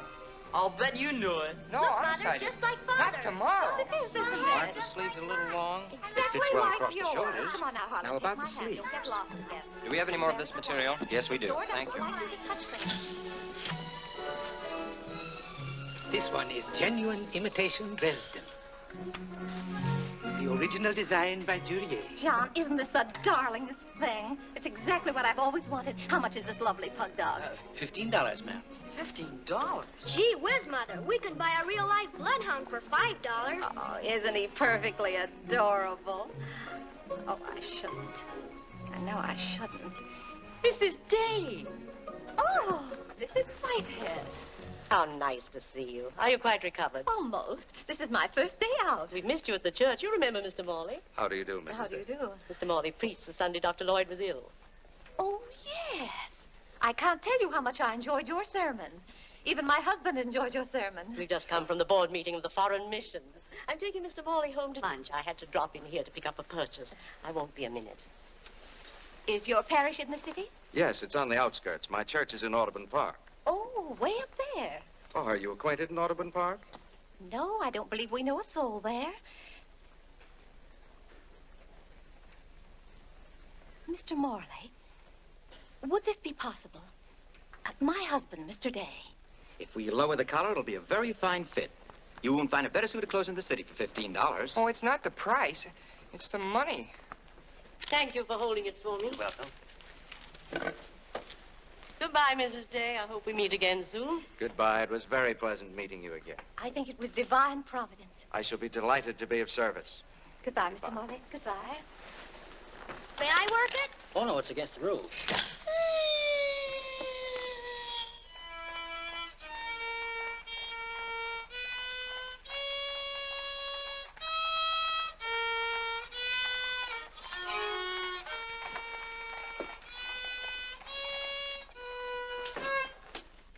Hello. What did you bring home more medicine for? Dr. Bartlett paid us off, didn't he? Oh, yes. Oh, Jiminy, you scared me. I've got to take $15 right down to McCreary's. I bought a suit there this morning, and I said I'd have the money this afternoon. Gee, that's too bad. What's too bad? Well, you see, Clarence. What? Dr. Bartlett paid us off in medicine. Oh, Gad! Well, he thanked us, too, for our services to mankind. But my suit, I've got to have it tomorrow. And besides, they're making the alterations. I've got to have $15. Maybe you could offer them 15 bottles of medicine. Oh, they wouldn't take it. McCreary's don't sell medicine. Father. Vinny, I'm home. Good afternoon, sir. How's your mother, Clarence? Oh, the ride this morning did her a lot of good. She'll be well enough to go to church with us next Sunday. Ah, fine. But, Father, Have you noticed I haven't been kneeling down in church lately? Don't let your mother catch you at it. Then I have to have a new suit of clothes right away. That doesn't make sense. But I can't do anything in your clothes that you wouldn't do. Well, if my old clothes make you behave yourself, I don't think you ought to wear anything else. Oh, no, you're you and I'm me. I want to be myself. I mean, suppose I should want to kneel down in front of a girl. Why, in heaven's name, should you want to do a thing like that? Well, I've got to propose to a girl sometime. Clarence. Well, not right away, but for $15 I can get a good suit of clothes. Clarence, you're beginning to talk as crazy as you... Hello, Vinny. You're feeling better today, huh? Much better, thank you, Claire. You don't have to hurry home from the office every day like this. With business the way it is, there's no use going to the office at all. Yes, you do look better, Vinny. What did you do today? Well, I got a carriage and took the boys for a ride, and we stopped in at McCreary's. And, oh, Claire, I've the most wonderful news for you. Who do you think I met? Mr. Morley. Morley? Never heard of him. Remember that nice young minister who substituted for Dr. Lloyd one Sunday? Oh, yes. Bright young fellow. Preached a good, sensible sermon. Short one, too. Ought to be more ministers like him. Well, Claire, his parish is in Audubon Park. You know, way up above Harlem. Nobody knows you up there. You'll be perfectly safe. Safe? Vinny, what the devil are you talking about? I've gone all over everything with Mr. Morley, and he's agreed to baptize you. Oh, he has. The young whippersnapper. Very nice of him. We can go up there any morning. We don't even have to make an appointment. Who said I was going to be baptized at all? Why, Claire, you did. Now, Vinny. You gave me your promise, your sacred promise. You said I'll be baptized. I promise I'll be baptized. Well, what if I did? Claire, aren't you a man of your word? Vinny, we all thought you were dying. So naturally I said that to cheer you up. As a matter of fact, the doctor told me that's what cured you. Well, it seems to me pretty ungrateful of you to press this matter any further. My being well has nothing to do with it. You gave me your word. You gave the Lord your word. And you're going to march yourself up to Mr. Morley's church some morning before you go to the office and be christened. If you think for 1 minute... What in the name of heaven is that? If you think I'm going to let you add the sin of breaking your solemn and sacred promise... I demand to know what that repulsive object is. It's perfectly plain what it is. It's a pug dog. What is it doing in this house? I wanted it and I bought it. You spent good money for that? Claire, don't try to change the subject. How much did you pay for that atrocity? I didn't pay anything for it. I charged it. Charged it? I might have known. How much was it? $15.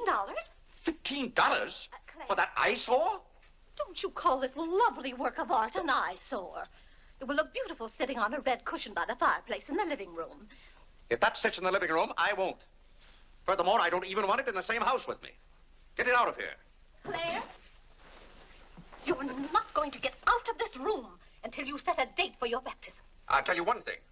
I'll never be baptized as long as that hideous monstrosity is in this house. All right. All right. Clarence. That pug dog goes back this afternoon, and he's christened first thing in the morning. You heard him, didn't you, Clarence? You heard him say that he'd be baptized as soon as I got this pug dog out of the house. You hurry right back to McCreary's with it, and be sure they credit us with $15. Oh, Mother, while we were at McCreary's, I happened to see a suit I'd like very much, and the suit was only $15. Well, Clarence, I'm afraid your suit will have to wait until after I get your father christened. Well, no, I meant that since the suit cost just the same as the pug dog, if I exchanged the pug dog for the suit... Why, yes. Then the suit wouldn't cost your father anything. Why, how bright of you, Clarence, to think of that. I'd better start right away before McCreary's closes. Yes. Now, let's see. If we're going to take your father all the way to Audubon Park... Clarence, on your way back, you stop at the livery stable and tell them to have a cab here at 8 o'clock tomorrow morning. Mother, a cab? Do you think you ought to? We can't walk all the way to Audubon Park. But you know what a cab does to Father. This is a very important occasion. All right. Get one of their best cabs, the kind they use at funerals. Well, those cost $2 an hour, and if Father gets mad... Well, if your father starts to argue in the morning, you remember. Oh, he agreed to it. We both heard him.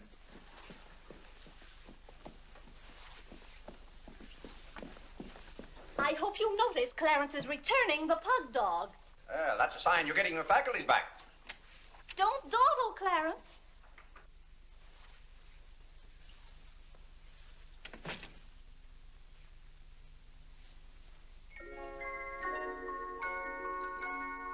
Come to me, sweet Marie, not because your face is fair, dear to Vinny, it's good to hear you singing again. But your smile so pure and sweet makes my happiness complete, makes me falter at your feet, sweet Marie. Oh, on the way uptown, I stopped in at Tiffany's and bought you a little something. Thought you might like it. Claire! What a beautiful ring! I'm glad if it pleases you. Oh, Claire, how sweet of you. I don't know how to thank you. Well, it's thanks enough for me just to have you up and around again. You know, when you're ill, Vinny, this house is like a tomb. There's no excitement. That's the loveliest ring you ever bought me. Now that I have this, you needn't buy me any more rings. Well, if you don't want any more. What I'd really like now is a nice diamond necklace. Vinny, do you know how much a diamond necklace costs? Yes, I know, Claire, but don't you see, you're giving me this shows I mean a little something to you. Now, a diamond necklace. Good heaven. If you don't know by this time how I feel about you. Well, we've been married for 20 years, and I've loved you every minute of it. What did you say, Claire? I said we've been married for 20 years, and I've loved you every minute of it. But if I have to buy out jewelry stores to prove it, if I haven't shown it to you in my words and actions, I might as well. Well, what have I done now? It's all right, Claire. I'm just so happy. Happy? You said you loved me. And this beautiful ring, that's something else I didn't expect. Oh, Claire, I love surprises. But that's another thing I've never understood about you, Vinny. Now, I like to know what to expect. Then I'm prepared to meet it. Yes, I know, Claire, but life would be pretty dull if we always knew what was coming. Well, it's certainly not dull around here. In this house, you never know what's going to hit you tomorrow.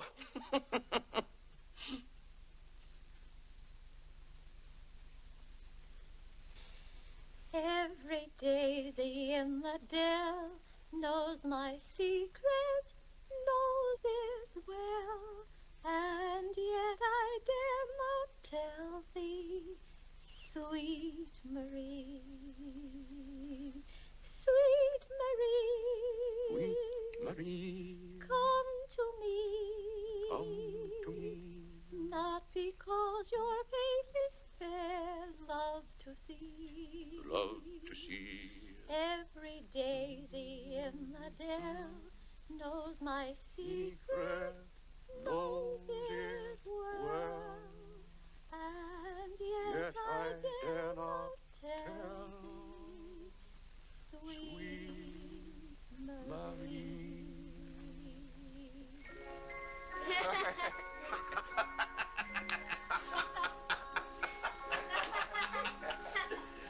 Well, then, Harlan, the very...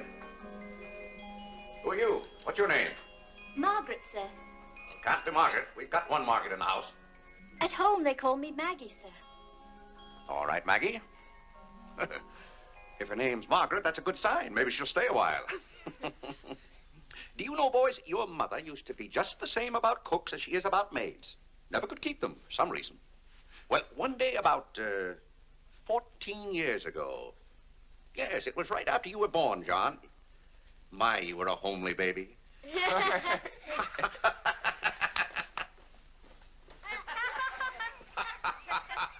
Thank you, Margaret. Good morning, boys. Good morning. Good morning, Mother. Good morning, Claire. Morning, Vinny. Why, you look as though you were dressed for a wedding. Do I, dear? Yes. Have a good night? Yes, thank you, Claire. Sit down, Vinny. Sit down, boys. Oh, thank you, Clarence. Well, seems to me everyone's all dressed up this morning. What's on the program for this fine day?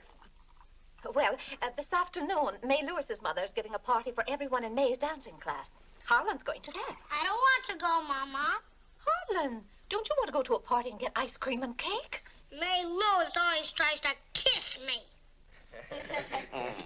When you get a little older, you won't object to girls wanting to kiss you. Will he, Clarence?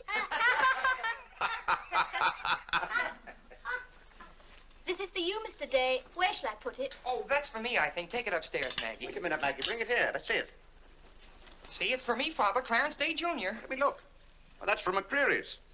And it's marked charge. What is it? Claire, it's all right. It's nothing for you to worry about. Well, at least I think I should know what's being charged to me. What is it? Claire, stop your fussing. It's a new suit of clothes for Clarence, and it isn't costing you a penny. It's marked charge $15. It's costing me $15. And I told Clarence... Claire, can't you take my word? It isn't costing you a penny. I'd like to have you explain why it isn't.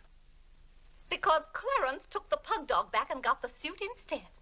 Of course. And they'll charge me $15 for the suit. Nonsense, Claire. We gave them the pug dog for the suit, don't you see?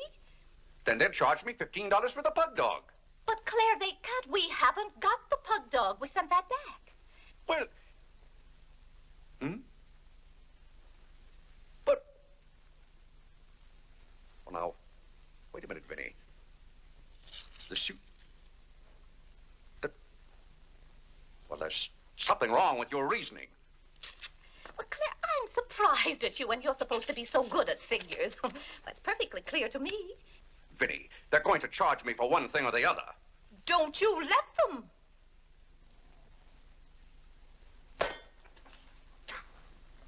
Well, McCreary's aren't giving away suits and they aren't giving away pug dogs. Why, it should be clear to a child that if Clarence sent the pug dog back, they'd... Well, I will not have that botanical freak in this room. John, have you been going around this town selling medicine? Yes, Mother. Dog medicine? No, Mother, not dog medicine. This letter from Mrs. Sprague says you sold her a bottle of this medicine and that her little boy gave some of it to their dog and it killed him. Now she wants $10 from us for a new dog. Here, let me see that letter. Well, he shouldn't have given it to a dog. It's for humans. Why, it's Bartlett's beneficent balm made from a secret formula. Have you been going around among our friends and neighbors selling some patent nostrum? But it's good medicine, Father. I can prove that by Mother. Vinny, what do you know about this? Well, nothing, Claire. But I'm sure John didn't... No, I mean that day Mother was... That's enough. You're going to every house where you sold a bottle of that concoction and buy it all back. But it's $1 a bottle. I don't care how much it is. Here, I'll give you the money now. How many bottles did you sell? 128. 128? Claire, I always told you John would make a good businessman. Young man, you'll have to come down to my office with me. I'll give you the money to buy back that medicine. $128. And $10 more for Mrs. Sprague's dog. That's $138. Thank you, Vinny. But it's all coming out of your allowance. That means that you'll not get another penny until the whole $138 is paid up. I'll be 21 years old. Oh, Gad! What's the matter, Claire? What's wrong?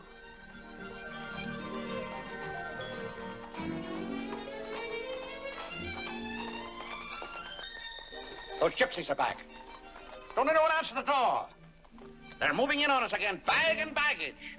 I won't have it, I tell you. I won't have it. Now, Claire.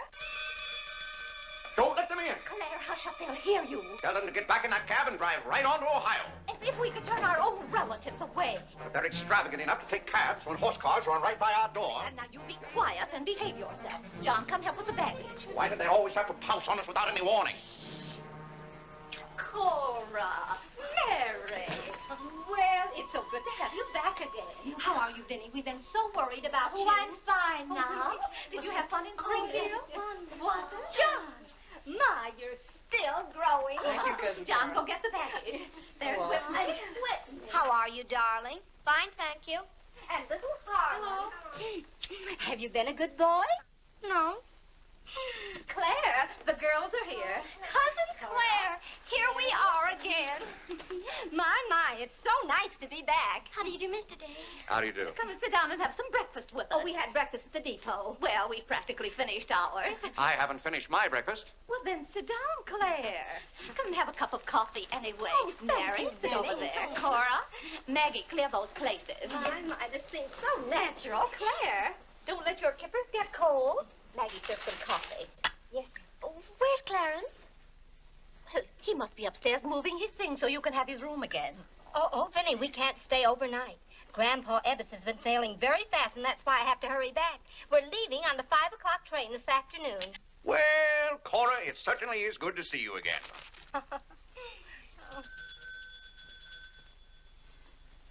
Well, who can that be? Well, this time it can't be another special delivery letter for Clarence. While you were in Springfield, our postman was kept pretty busy. It's the cab, ma'am. Cab? What cab? The cab that's to take us to Audubon Park. Oh? Who's going to Audubon Park? We all are. Cora, the most wonderful thing has happened. Claire is going to be baptized this morning. Vinny, what are you saying? I'm saying you're going to be baptized this morning. I am not going to be baptized this morning or any other morning. You promised yesterday that as soon as I sent that pug dog back, you'd be baptized. I never said anything remotely like that. Clarence was right there and heard you. That's why I ordered the cab. The cab. Vinny, you send that right back. I'll do nothing of the kind. I'm going to see that you go to heaven. I can't go to heaven in a cab. Well, you can start in a cab. I'm not sure they'll ever let you into heaven, but I know they won't unless you're baptized. They can't keep me out of heaven on a technicality. Claire, stop quibbling. You may as well face it. You've got to make your peace with God. Until you stirred him up, I had no trouble with God.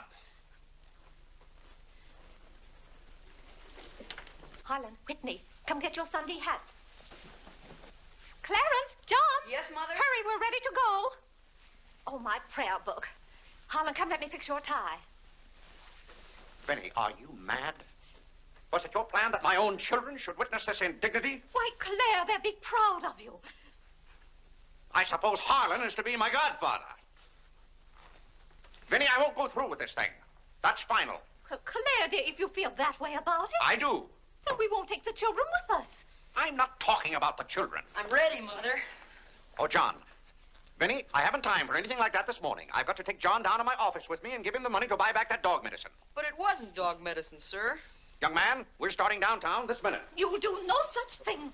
You gave me your sacred promise that day I almost died. Yes, and she would have died if we hadn't given her some of that medicine. That proves it's good medicine. You gave your mother some of that dog medicine? John, you didn't. Yes, we did, Mother. We put some in your tea that morning. Oh, John.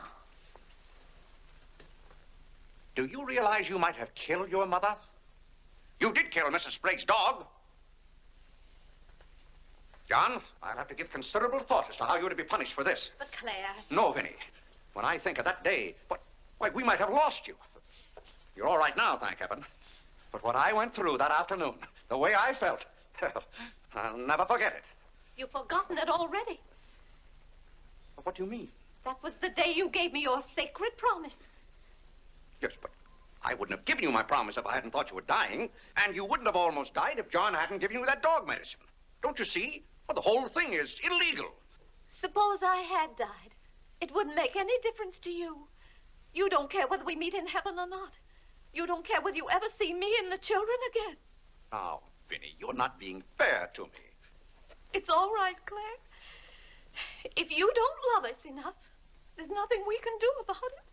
But that has nothing to do with it. I love my family as much as any man. All my life, I've struggled and worked just to... Yeah, there's that cab.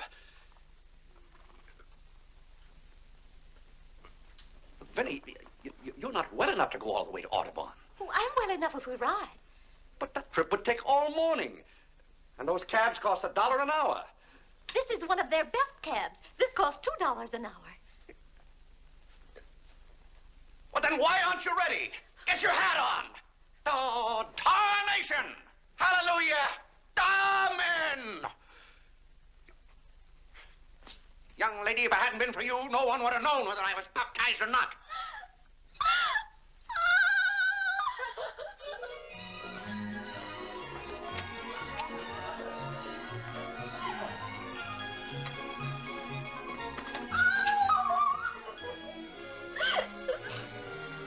Oh, Gad! Good morning, Mr. Day. You're going to the office? No, I'm going to be baptized.